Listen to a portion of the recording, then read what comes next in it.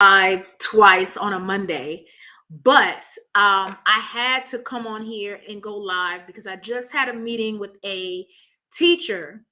And man, oh man, she is so upset because she just feels like she'll never get out of student loan debt.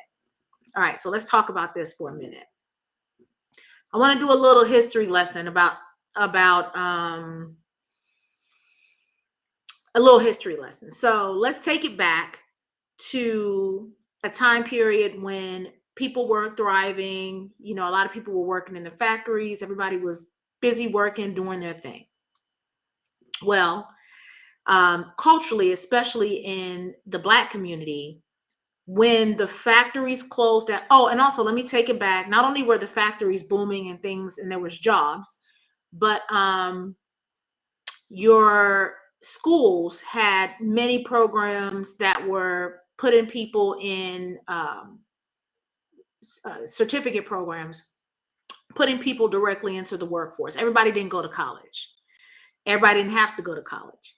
So we're talking shop, we're talking home economics, we're talking cosmetology, all of these different courses that gave people skills and trades, and it put people into some really, really good positions, right?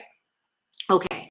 So everybody's doing their thing, everybody's working, everybody's learning skills and all those kinds of things. Well, then you close the factories, you take the shop and stuff out of school, and then those people who lost those jobs, they couldn't even get jobs because you had to have a college degree, which is why I'm in my 40s. So my age group, our parents really were telling us, you got to go to college, you got to get a degree, because at that time, when they closed all of those jobs, took all those opportunities away, those growth opportunities, the only jobs that were available were those that were available when you had a degree. So it makes sense as to why my mom was constantly pushing me, so you got to go to college, you got to get a degree, you got to go to college. All right. So we all went to college. And for some of us, we go to college, we were qualifying for Pell Grants and stuff like that. And then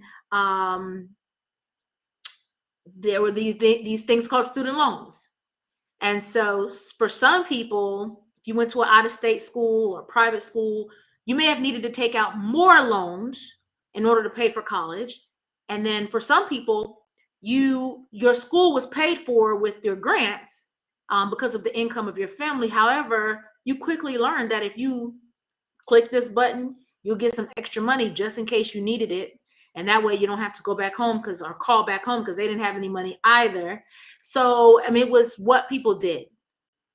We went to graduate school on student loan debt. People have master's degrees, doctorate degrees, specialist degrees.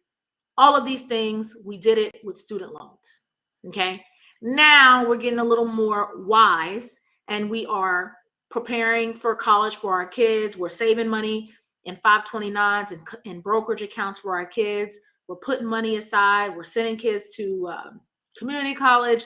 We're getting smarter about how to make sure that our children are not out of debt. But for the most part, there are many people that are in debt. How do I know? Statistically, we have over $1 trillion in student loan debt.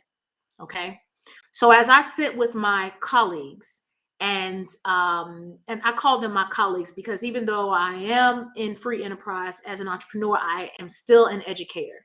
And so many people have so much student loan debt. And many teachers, you know, I serve teachers. You guys know I teach part-time at Spelman College. Teachers are in student loan debt, and I'm talking in the six figures. What a lot of teachers are doing, they are forbearing, deferring this payment because the income that they make, they simply cannot see a way to pay this debt. We know that the wicked borrow and do not repay. We know that God wants us out of debt. So what do we do about this situation that is a burden on our educators? Okay. So forget about the fact that you got pandemic, students, parents, rules, policies, all of these things. you got student loan debt, which is a heavy, heavy cloud, a burden on our educators. The CARES Act is in place, and if you are in the public service loan forgiveness programs, what this does is it allows you to have zero payments, but it counts as a qualified payment towards forgiveness. It is in your best interest to get into the public service loan forgiveness program and or the teacher loan forgiveness program. You can do them both, you just can't do them at the same time. Try to get your loans forgiven. You want your loans to be forgiven. Why? To get that burden off of you. The longer you wait, the worse it will be for you.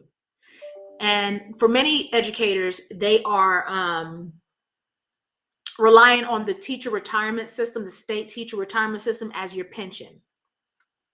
Some of you don't realize that your Social Security, because maybe you had another job before, that will be offset because of your pension. And you do not want to be in a position to where you can leave education and have the student loan cloud over your head. So this is crucial, and it's a stressor. And I know it's so easy to not even think about it. And as long as they say you can pay zero, you do. But you do not want to continue to carry that debt on year after year after year, because it's going to come a point in time where you're no longer going to be in that classroom, or you're not going to want to be in the classroom. It's important that you're in the right type of repayment plan, or the loans will not qualify for the forgiveness. So, and maybe you're not a teacher and you watch this, but you're a nonprofit, you're in a government system, you also qualify for public service loan forgiveness. It is really important that you take this serious, because you do not want to have that burden later trying to pay this debt, especially if you have gotten your master's, your specialist, or your doctorate on student loans. And then some of you have plus loans because you are also providing the loans for your children. Plus loans can also be forgiven. They have to be in your name as the educator, but it is important that you go ahead and get yourself into the repayment plan now. Make sure you're in the right plan. Make sure you have the paperwork filled out properly. There's a link right here, horacemann.com/student-loan-debt-help/sign up. I know it's a lot, but it's really important that you tackle this thing. Don't continue to put it off, because you're going to be like my client that I just met with, who's ready to walk out the door.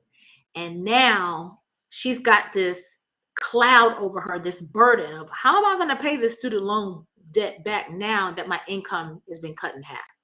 So I'm here to help you. Let me know if you need some help. Let me know if you have any questions. Don't put it off. Take care of it.